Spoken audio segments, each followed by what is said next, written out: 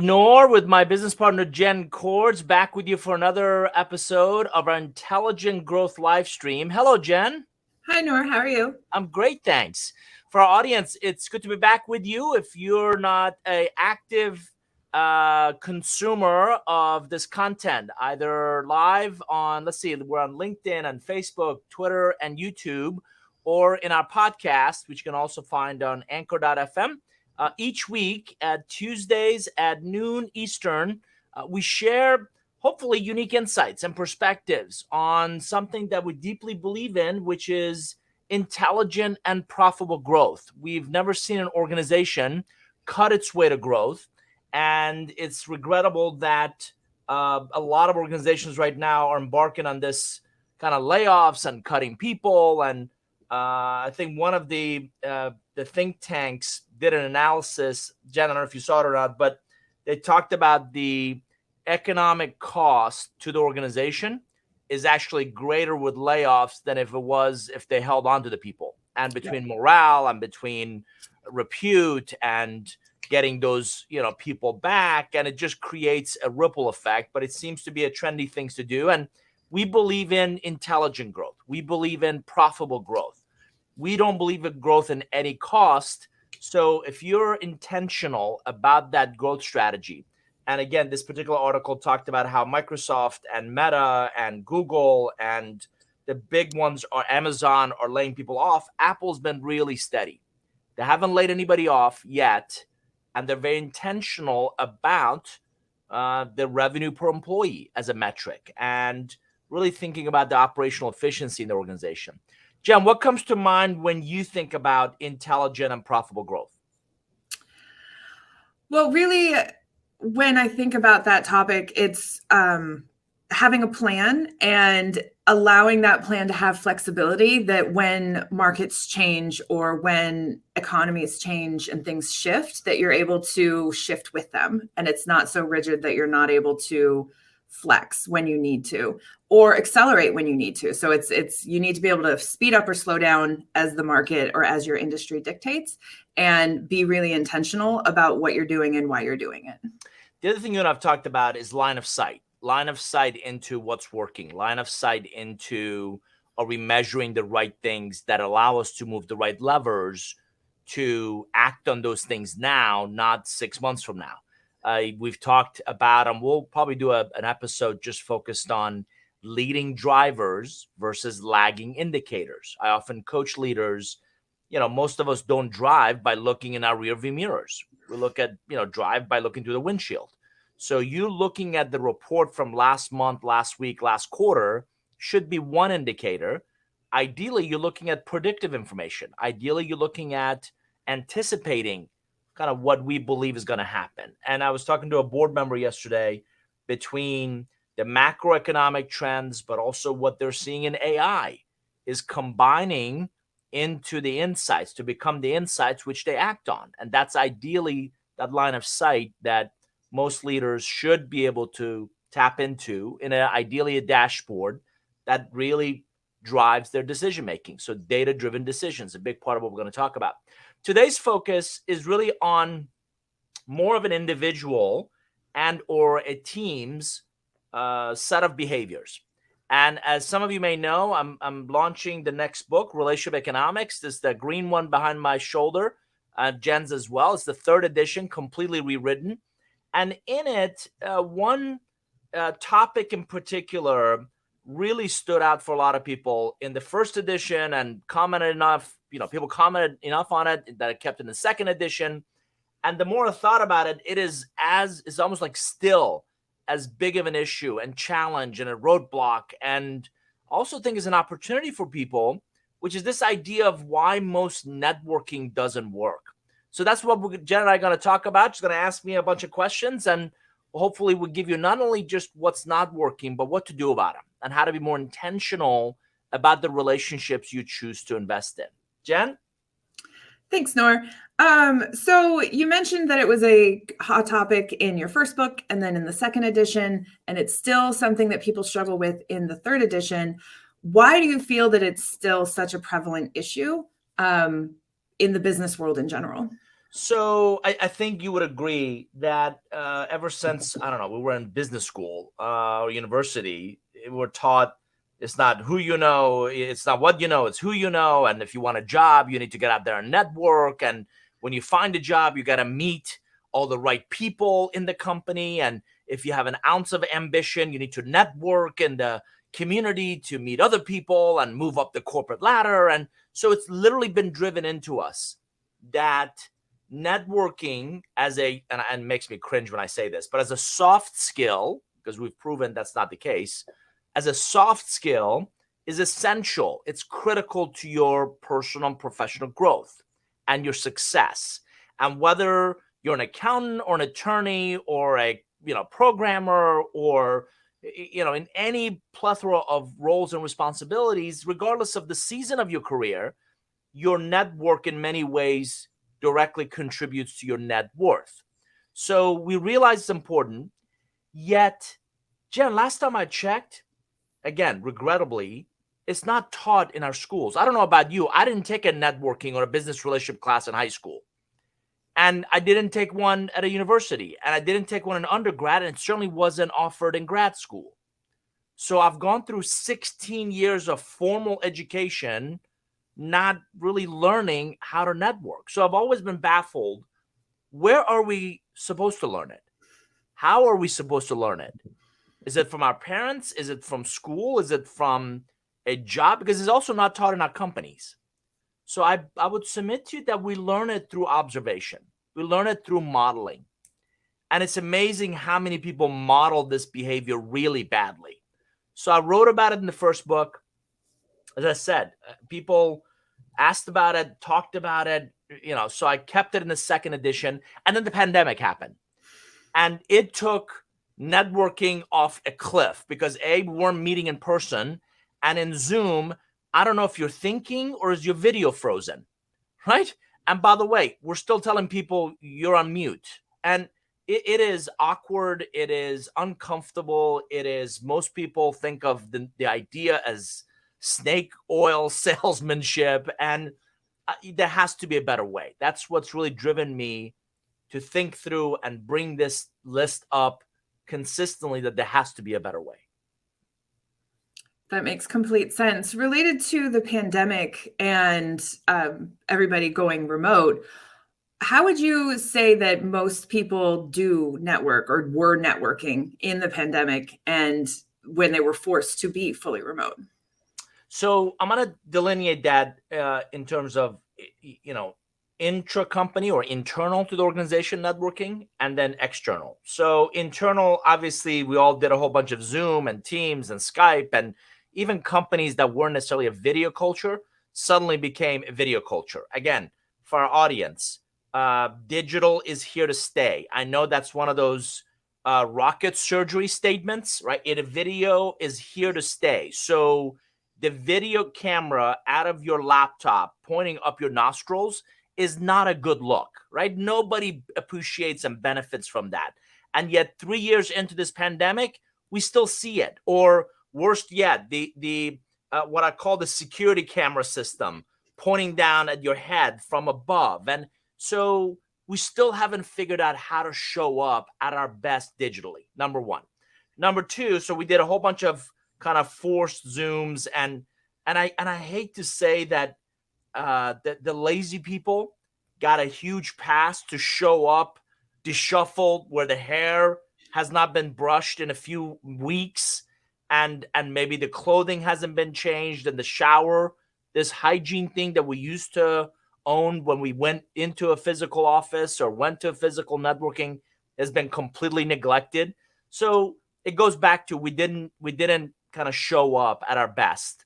And then the external ones, where you were outside the organization, same thing. Obviously, it was virtual, but it felt forced. It felt, as I said, even more awkward and more uncomfortable than when we do it in person.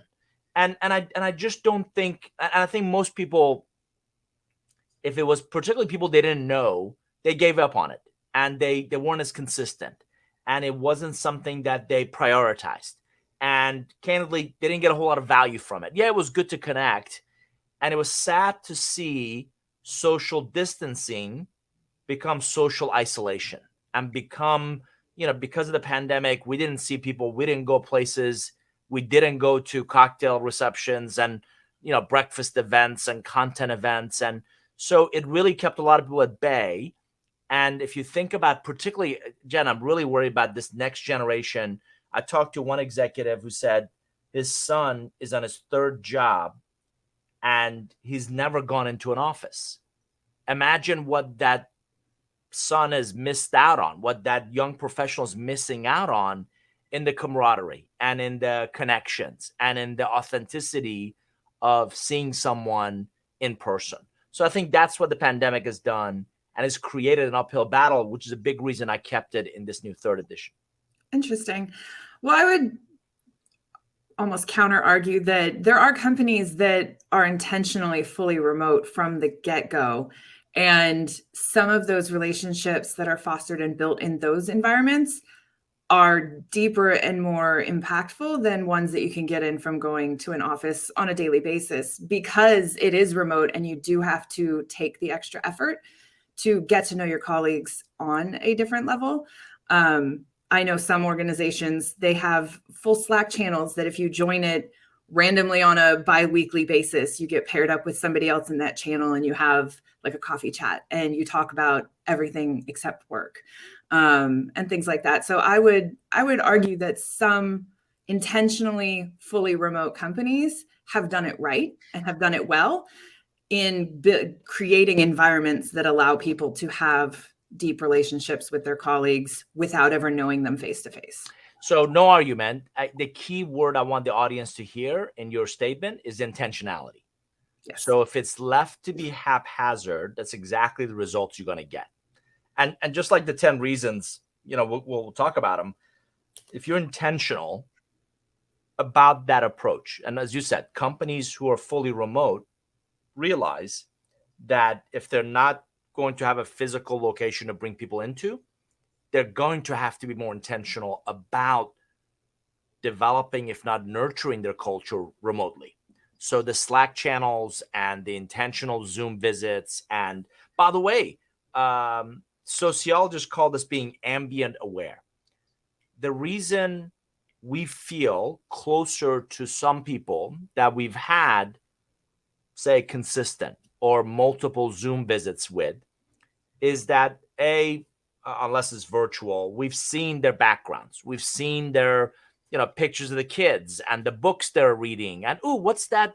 Is that an award behind you? Or what's that flag? Or so the more we learn about them, and their dog jumps in their lap in the middle of the call. And so the more we learn about them, the more proactively it helps us nurture that relationship. Hey, how is Buffy? And I haven't seen her in a few days. And is she still there? Oh, yeah, here she is, right? So it endears us to others the more we learn about them.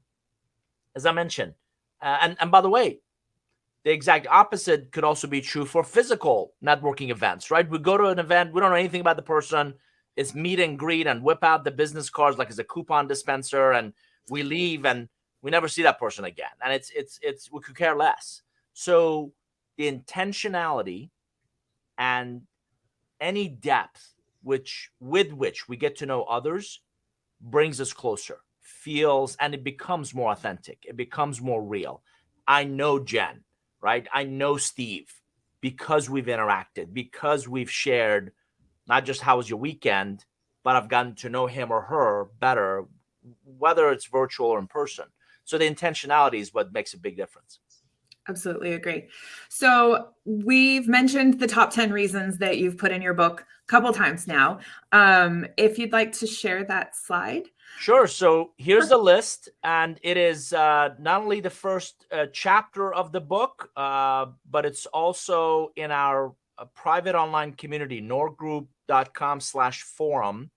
I've shared a couple of different posts where I've broken them down to 5 each, as well as what to do about them. So I would encourage the audience to check out either the book or our forum for the complete list.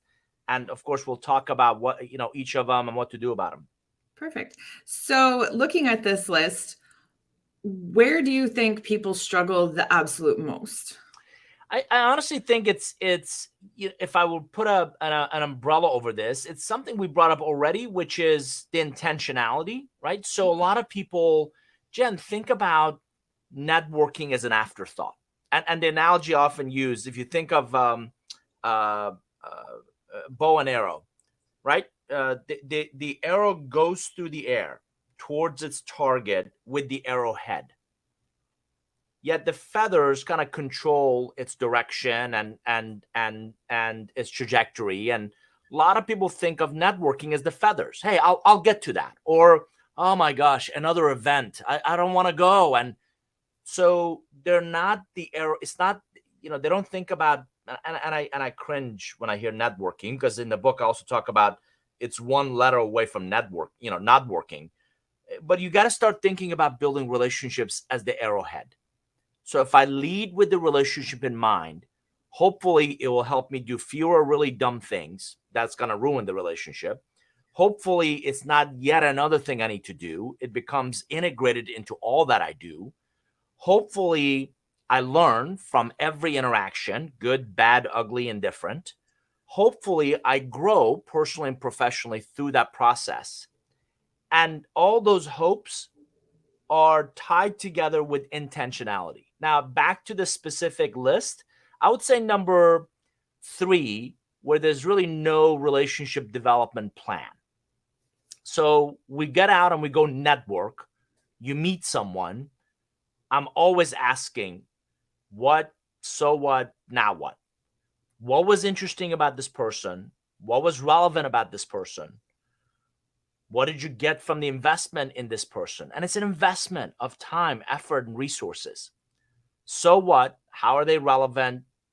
Will they play a role in kind of your journey from now to next, your journey from where you're going and what you try to accomplish?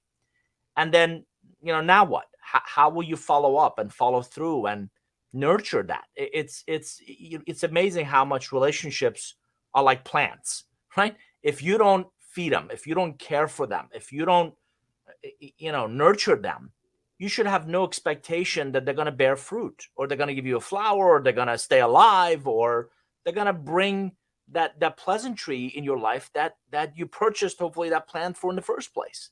So it really is having a plan, and as you said, working that plan consistently. It is really important, Jen, that I emphasize this. My intent here is not to teach anyone how to be more manipulative or how to use people. It's really understanding that relationships are an investment, and that intelligent growth, personal, professional, organizational growth, is going to come from investing in and nurturing that investment, and at some point getting a return on that investment. No astute investor makes any investment blindly. None of us do. And yet we network haphazardly and then expect that network to produce results for us, whether it's solving a problem or finding the next job or getting the next sale or getting an investment. And that's just not how relationships work. I agree. And so helping people shift their mindset from thinking of networking as the feathers on the arrow in your example to more of the arrowhead. In the book, I know you have a strategic relationship plan, sort of a blueprint, if you will. Can you tell us more about that? Sure. So I want to remind the audience that there's no relationship between logos. There's no relationship between buildings.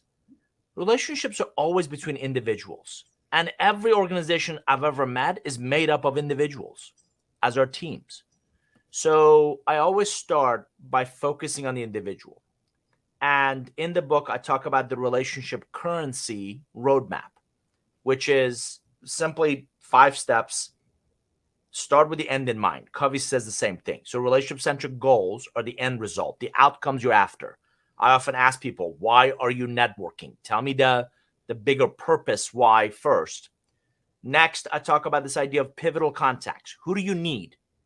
Who do you need that can accelerate your path to that outcome, to that result? Jim Collins of the Good to Great fame also wrote about, we don't ask enough who questions. Well, I'll take that one step further of, you throw enough time, effort, resources, Jen, think about it, of any goal, you'll eventually get there. One of the amazing benefits of relationships is that they can accelerate your ability to get there. So if you can find that key individual you need in 3 months instead of 6, if you can get the funding for your startup, if you can find the right leader in that geography or that function, sooner, it can accelerate your ability to get to the outcomes you're after. So pivotal contexts are all about who do you need. Relationship bank is the next step, and it's all about who do you know? Who do you already know? Who already knows you, likes you, trusts you, respects you, that can create access to or an opportunity with that pivotal contact to accelerate your ability to get to the outcome. Most of us know a lot more people than we think we do. We're just really bad at keeping up with them and nurturing them and sustaining them and being intentional about reaching out to them. I had literally 6 executive conversations yesterday. And every one of them, I told them, I said, this year I've made a commitment to stay closer to the relationships that are important to my life, in my life. And you're one of those. So I'm reaching out. I want to make sure it doesn't have to be a predetermined schedule, but periodically, more often. We all get busy, right? More often, stay in touch. And I want to know, what are you hearing? What are you seeing? What are your priorities? And how can I help? Nothing in that statement says I want to sell you something. Nothing in that statement says I'm in it for something for me. What I'm doing is I'm investing in these relationships. But you cannot afford to do that blindly. So that moving on to that process. So again, what are your relationship-centric goals, the outcomes, pivotal contacts, who do you need, relationship back, who do you know, and this idea of a relationship currency deposit, which is what investment can you make in the relationships you already have to then garner you access and opportunity with a pivotal contact to accelerate your outcome. When you do this consistently, we call that strategic relationship planning. And that's about, it's about 30-day sprints. I know you like your technical sprints a little shorter, but these are 30, 60, 90-day sprints. What should I be doing in the next 30 days to nurture, to love, to support the relationships that are critical to my success? When you do that consistently, again, we call that strategic relationship planning. Sounds like that could help a lot of people. Going back to this list and that strategic relationship planning methodology that you just spoke about covers a lot of these. One of the biggest things that people struggle with when going to networking events is they don't know anybody. They feel uncomfortable and all of those things. And I mean, number 1 and 2 on this list is lack of purpose and fuzzy goals. Is there something that can be done to help structure both 1 and 2 going to networking things? Because it is part of everybody's job. But is there something that you could advise people who aren't comfortable going to networking events about being more comfortable or being more prepared to show up to these and create purpose and or goals for themselves at these types of events? Sure. So number 1, I can what was that show? I can name that tune, I can name that song in 1 tune or 2 tune. I can name those or people, something. right? I can name those people with 1 or 2 glances in the room. They're standing in the corner by themselves with a glass of wine or a cocktail or a soft drink, and they don't want to talk to anybody. They don't really want to be there. So it's human nature. Right. You remember being, again, also, I'm convinced everything we need to know about networking we learned in kindergarten. You remember being kids and being picked for a team, right? And everybody doesn't want to be the last person that's picked. And, so it's uncomfortable when we go into places when we don't know someone. There's a lot of insecurity. There's a lot of, oh my gosh, who am I going to talk to? Am I going to say something stupid? I don't know anybody here, on and on and on. So I think of networking events, I think of relationship development very similar to a theater act where there's before, there's during, there's after.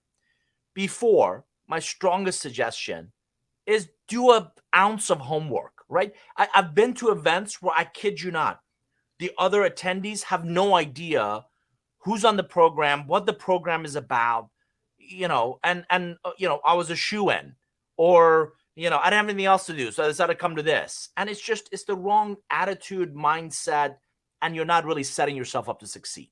So do a little homework on not just where am I going, but who's speaking, what are the biggest this topic's biggest issues, challenges, obstacles. Read up a little bit about. There's typically either a presenter or typically it's organized by an organization. What's the organization about? What are they trying to do? Or if it's an internal company event, what is this for? It's women in our company, or it's the underrepresented groups, the Latinas in our company. That's what I'm going to. So read up a little bit about organization, about potentially the speaker and the topic. And what you're doing is you're arming yourself with a little more ammunition to intelligently speak about that person, the topic, the organization, right?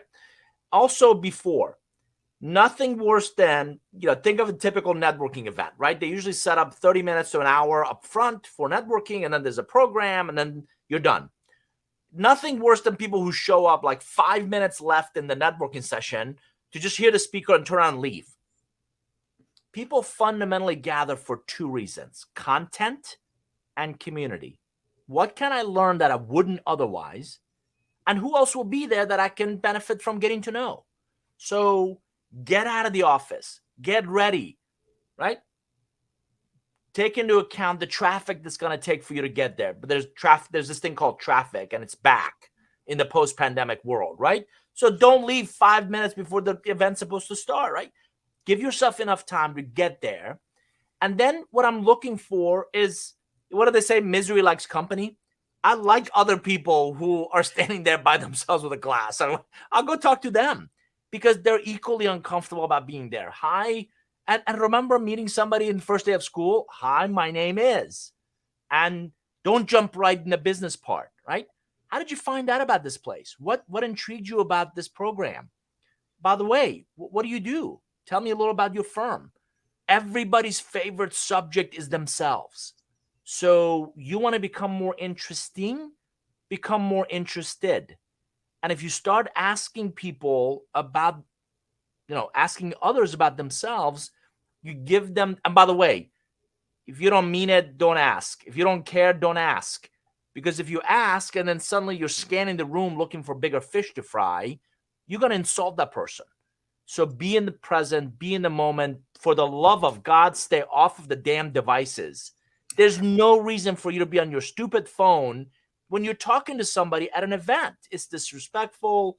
It somehow tells them you're more important than they are. And it's just, I literally will walk away. You pull out your phone and we're talking, I have no reason to talk to you. I'm moving on. So do your homework before, during, be present, be in the moment, be interested. Physical or digital, have your contact information available. Don't whip it out like a coupon. Wait for someone to ask, hey, do you have a card? Or I'd love to, are you on LinkedIn? I'd love to stay in touch with you. So I carry both, I know, old school, physical business cards, but also digital ones. And then afterwards, follow through, follow up. Hey, delightful to meet you. Sorry we didn't get a chance to talk more. Would love to visit over a cup of coffee. Let me know of your interest and availability. So giving people options, if they didn't really find you interesting, or if they didn't find value in your conversations, they probably are not going to want to connect. So I always want to leave them wanting more in our conversations. So I may say, I've written several books. Oh, any of them I've heard of? Maybe, but in the coffee, I would take them a copy of it, a signed copy of it. So those are just some of the tips, some of the approaches that I think can help those that are less comfortable than others. We're all uncomfortable. It's just that discomfort has a spectrum. Get a little more comfortable, get a little more in tune with the value of why you're going to that event. Absolutely. Couldn't agree more. In some other networking articles and things that people have written about, they always say, come up with a really unique question or like an off the wall question that people at the event may or may not think that you're going to be asking or any of that. Do you follow the same advice, or would you say that asking off the wall questions isn't the best approach? Yeah, I got to tell you, I've read 108 different books on networking, And regrettably, a lot of them are very transactional. A lot of them are very, they provide a lot of pedestrian or what I call retail advice. I forget the name of this particular one, but I distinctly remember. I kid you not, you can't make some of this stuff up. One author suggested a bump and grind. I literally had to read this like twice. They suggested physically running into people at conferences or events, and then in your apology, striking up a conversation. And that kind of stuff makes me cringe because it's just it's ridiculous at best, particularly for business professionals. So the comment you made about off the wall questions, no, I don't believe in the wacky, goofy stuff. What I do believe in is convey your credibility through the questions you ask. And if you heard, or if the audience heard what I just said about always leave them wanting more, they'll remember your really sharp questions more often than they'll remember your brilliant ideas. So on the list, when I talk about what's in it for them, or engaging with the wrong people, or not arming them with the right ammunition to intelligently think of you, talk about you, I've believe and we've proven that in your due diligence, in your homework, if you just capture a few questions that you could ask the speaker or presenter, you could ask about the organization, you could ask others at the event, I think it's going to set you apart in a positive, constructive way. So, I got to tell you, most of us can only handle so much small talk. How's the weather? I don't know. Look outside. Did you look at the weather report this morning? What do you think about, how's your holidays? It gets, the small talk gets pretty boring pretty quickly, right? Mm-hmm. Conversely, what intrigued you about this presenter or tonight's topic? Right? That's going to make the other person think, or make the other person. And by the way, their responses will tell you a lot more about the level of due diligence or homework, or how sharp they are with current events. I recently went and heard a CEO of one of the Fortune 500 companies that are here in town. And the guy, really good guy, really pleasant, personable, but he couldn't have been more bland.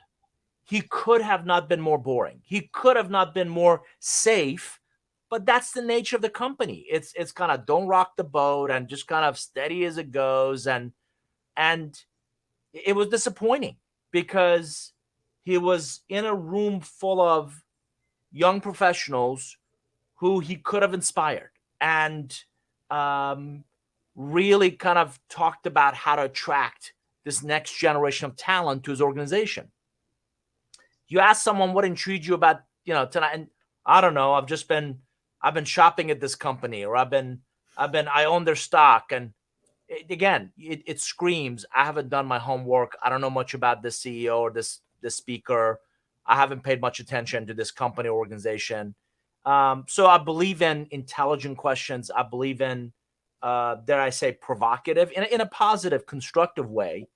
But I believe in questions that are going to really convey your credibility and elevate your repute, not goofy ones that bear no value in that conversation. That makes sense. So with this list and with the advice that you've given to people, what would you say would be action steps for people to put this into practice? I know you said on a recurring basis, like on a 30-day cycle, if they've never done this before and they've never reached out to their network and they're trying to make a conscious effort to improve those efforts, it can seem impersonal to just kind of start anything new. Sure. What would be the best way to, I guess, come across as actually genuine, wanting to reconnect with people that maybe you haven't connected with in the past, and trying to foster some of those relationships that you've either neglected or you've never paid attention to in the past? So tip number one, if you want to seem genuine, be genuine. Jen, people have a BS radar. I would submit most people see right through it, right? Why you haven't called me in 3 years? Why the hell are you calling now, right? If they're not saying it, they're certainly thinking it, right? And by the way, a friend of mine, Jennifer Bridges, says there's a Southern expression: if I'm not saying it, my face is showing it, right? If you do Zooms, with people, you can see it in their face, like, why the hell are you calling me? So and let me delineate my answer into two buckets. Let's talk about people you already know, people you've already interacted with, past colleagues, in people in your network. You're a known entity to them. They're known to you. And then the second bucket is net new. By the way, I don't know any business that doesn't need net new talent, net new growth.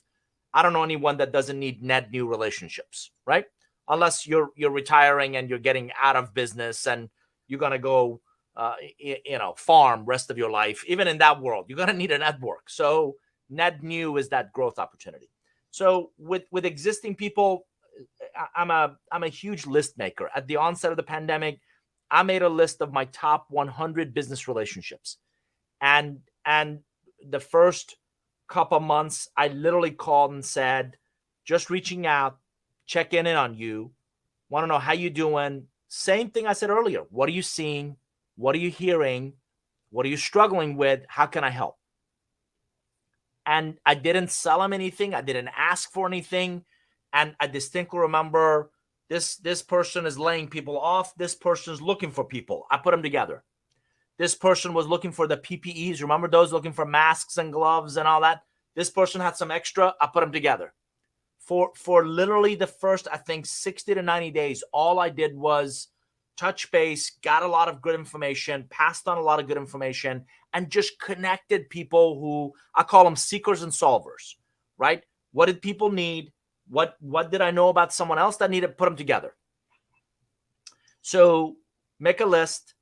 Use me. Use this episode. Use the book as an excuse. Listen to a couple of people talk about their business relationships. I read a book on business relationships, and it dawned on me that I've done a terrible job staying in touch with you. Would love to reconnect, would love to set up a call or Zoom, your choice. And most people detest getting those, because they always think you have an agenda. So I like to actually disarm people. No agenda other than just to kind of hear how you're doing and what's new in your life. No agenda other than get caught up on both sides. No agenda other than just to kind of hear, you moved recently. I noticed on LinkedIn that you're no longer in Chicago. Now you're in San Diego. Or you left the company with which we were interacting. What are you up to now? So disarm them with authenticity, disarm them with genuineness, and just as a human being, connect with others and get an update and take diligent notes. And there's some natural laws, Jen, in business relationships, which is, one of them is gratitude. You do something for somebody, they should say thank you. Two is this idea of reciprocity. So if you do something for somebody, maybe not today, next week, or next month, at some point, they should say, thank you. What can I do to help you? And then this idea of paying it forward. So if I mentor you or coach you, what I'm watching is, are you coaching and mentoring others? None of us are an island. So are you passing on the wisdom, the love, the support that others have poured into us? If not, yellow flags go up for me that this person doesn't really get it. They don't understand that beyond RevOps, they're fundamentally in the relationship business, right? So that's where I would start. Make a list, reach out authentically, add value, connect different people in your life, maybe an undergrad or grad school friends with a neighbor or someone else that might need something. Hey, let me just put the two of you together because I think you'd benefit from getting to know each other. And when you do that authentically, not only people recognize it, they appreciate it. And I'm telling you, they'll at some point come back and say, that's very kind of you. What can I do to help you? I'm glad you asked. That's not the time to fumble. That's not the time to go, So, having a couple of things that no more than 2 or 3 things that others can do to help you, and you can't be afraid to ask. This is not the time to be sheepish. That's very kind of you. I'm glad you asked. My kids applying to, several schools, and I'm trying to learn more about that school's culture, if you know anybody. I've just launched a new practice. I would love to talk to others you may know who are doing this. So have 2 or 3 asks, ready to ask of them for help, but only do that after you've invested, after you poured some love and support into others. Sounds like a plan. So a lot of what we've been talking about has focused on external relationships outside of your respective organization. And unless you're an independent consultant and you don't work with a team of people, internal relationships are equally as important, if not more so, to getting promotions, to working well with others, things like that. What would you say is the major difference between networking internally inside your company versus externally with others? No question, they are different, but a lot of the same strategies apply. So external, again, I might be looking for a customer, or I'm looking for someone to hire, or I'm looking for an investment, or I'm looking for a media relationship, right? External to the organization. Internally, you still should start with a set of, a purpose of why you're going to network, set of goals, and a plan. PGP. I've been an advocate of that now for 20 years. So what's my purpose? I really wanted to understand the inner workings of our company. Most companies are more complex than most individuals understand, believe the nuances. So I really want to understand how our company works, how our company works in its ecosystem, how our company works against its competitors, how our company works not just for our customers, but our customers' customers, right?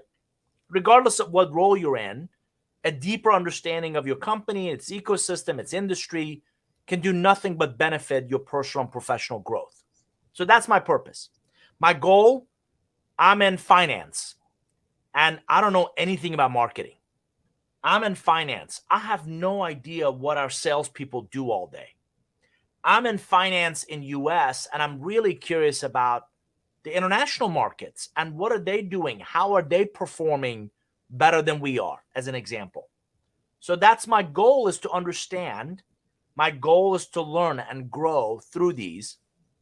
And listen, ultimately, let's not kid ourselves. I'm interested in getting promoted. I'm interested in, getting new experiences. I'm interested in finding a mentor. There's a intrinsic motivation of why we network. So be honest with yourself and capture that. And I would also communicate that to the right coaches and mentors and relationships inside the organization. And the plan has to be, again, let me just use one of those examples. I'm in finance and I'm trying to learn marketing or learn more about marketing. Who are the individuals? You cannot do this in a shotgun approach. Who in that marketing function is most relevant to my purpose, goals, and plan? Again, I'm not trying to teach you to be, manipulate people, but be relevant, be intentional, be focused. You cannot go build a relationship with the entire 2,000 person marketing organization. So pick your battles, pick your fights. Ooh, Sarah in our graphic design department, who heads up seems really friendly. I want to go talk to her. Sarah, can I buy you a cup of coffee? And just learn, what do you guys do? And how do you do it? And where do these campaigns come from? And what's outreach? And what do you do with that and the sequence? And that's interesting. How does that work? And so I'm going to go within the organization and get to know other functions. And in the process, I'm asking them, what can I do to help you? How can I be an asset to you? And they may not have an answer today, but now Sarah in graphic design has a relationship with Tom in finance. And that's how you start to build cross-functional and hopefully reciprocal relationships inside the organization. Sounds like very sound advice. So we've been talking about networking successes and how to go about it and having the plan and the goals and the strategy and doing it very intentionally. What would you say are ways to either recover from networking failures, or what are some of the biggest networking failures that people have? So again, it all begins with a mindset, and I can't take credit for this. I've learned this from others, in particular Gary Ridge, who is just retired as CEO and chairman of the board of the WD-40 company, has become a friend, and I love his comment that we don't have failures, we have learning moments. And in networking, you really need to embrace the idea that every interaction, and I said this earlier, good, bad, or indifferent, every interaction is a learning and growth opportunity. So if you go to an event and you put your foot in the mouth, like, classic faux pas by men, right? What do you do? Oh, I'm not expecting, right? That you might as well just, tuck your tail between your legs and leave that event, right? So whatever faux pas, whatever mistake you've made, it's never as bad as you think, and it's also never as good as you think. So cool, calm, collected is something I coach a lot of people in how they carry themselves.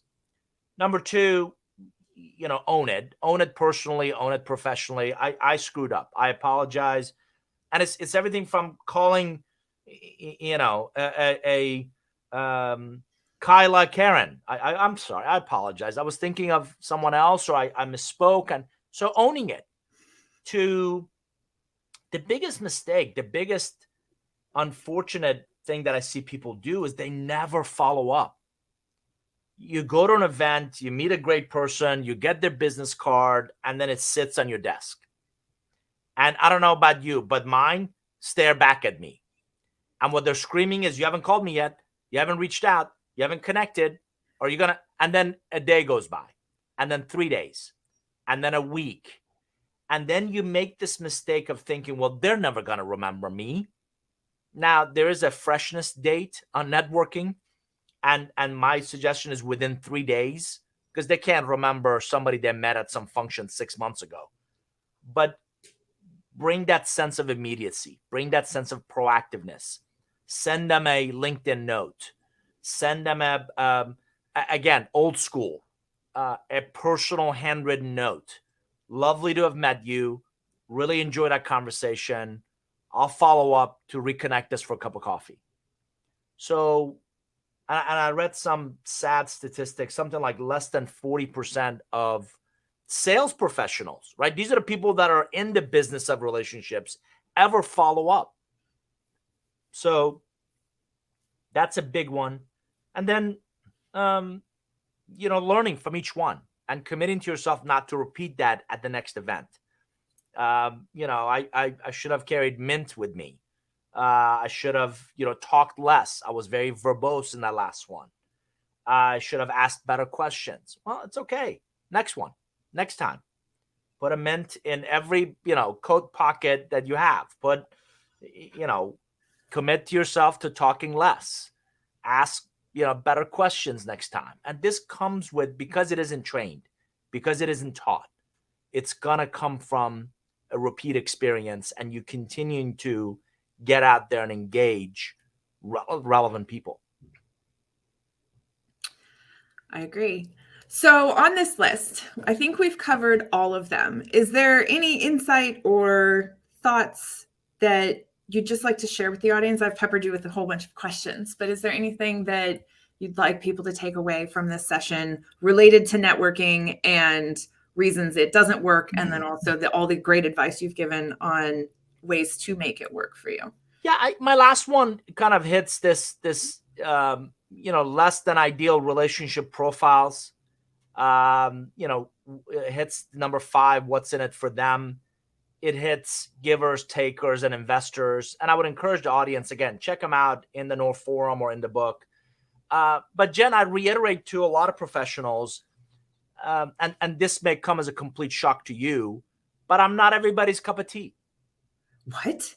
Right? And you imagine that? Right? How could that be possible? We're just, some people are like oil and water. I reached out recently, true story, to someone whom I thought I had established or developed a relationship with, and another professional. We know each other through a professional organization, and I practice what I preach. What I just said. I'm reaching out. Happy New Year. Would love to connect, hear about what you're seeing, what you're hearing, what your priorities are, and how I might be able to help. And this person replies, I'm paraphrasing, but I'm a very close to the chest, type of person, and my strategies and priorities are none of your business. And I was literally beside myself. And I was thinking of the times that we had gone to dinner and had wine together and in a group setting and very cordial. But you know what? It's okay. It's okay. It's not a personal attack. They're not dragging my family history and heritage and lineage into this, and let it go. Let it go. You're not everybody's cup of tea. If you go to an event or you try to reach out to someone in the organization and they're not your cup of tea, or they don't get value from interacting with you, or they don't want to do this. And that's why, again, language is really powerful. And you've seen in my emails, internal or external, let me know of your interest and availability. I've reached a place in my life where I often say no guilt, no obligation. If you don't want to do this, by all means, don't worry about it. Not a big deal. And you need to go in with that attitude of not everybody's your cup of tea. Don't wear your eagerness on your sleeve. Don't try to, it's like trying to date someone who doesn't want to date you, right? Don't force yourself onto people. Certainly don't invite yourself where you're not invited. And you've also heard me say this, and I can't take credit for it. I read it somewhere else, but have the courage to walk away when respect is no longer served. If you don't feel like that person is getting value from you, if you don't feel like they're your type of a person, your type of a relationship, your ideal relationship profile is what we call it, it's okay. Be polite, take the high road, but move on. I don't think twice about that person's response, and I've moved on. And that's what makes for a healthy you. And unless you start with a healthy you cannot pour that love and support and nurture relationships into others. That makes complete sense. And I think it's solid advice, because there are some people who either aren't attuned to sort of those social cues, if you will, or they just completely ignore them, and they may mean well, but they come across as needy or clingy in a way that's not attractive, or in a professional or personal relationship perspective. So that's our episode for today. Like David said, check out our NOR forum, where he's posted this list in 2 different sections and talked a little bit more about each of the 10 items. So that's norgroup.com/forum. In there, we share insights and thought leadership, and there's other like-minded professionals in there. So come join our community and dive deeper into those conversations. This podcast is weekly on Tuesdays at noon Eastern, and you can watch it live on LinkedIn, YouTube, Twitter, or you can stream us through a podcasting service through Anchor, Spotify, Apple, wherever you consume this content. We hope you join us every week on Tuesdays at noon. Jump in with your questions, comments. We'd love audience interaction. And on behalf of Nor and myself, we thank you for joining us. Thanks, everybody. Thanks, Jen. See you next time.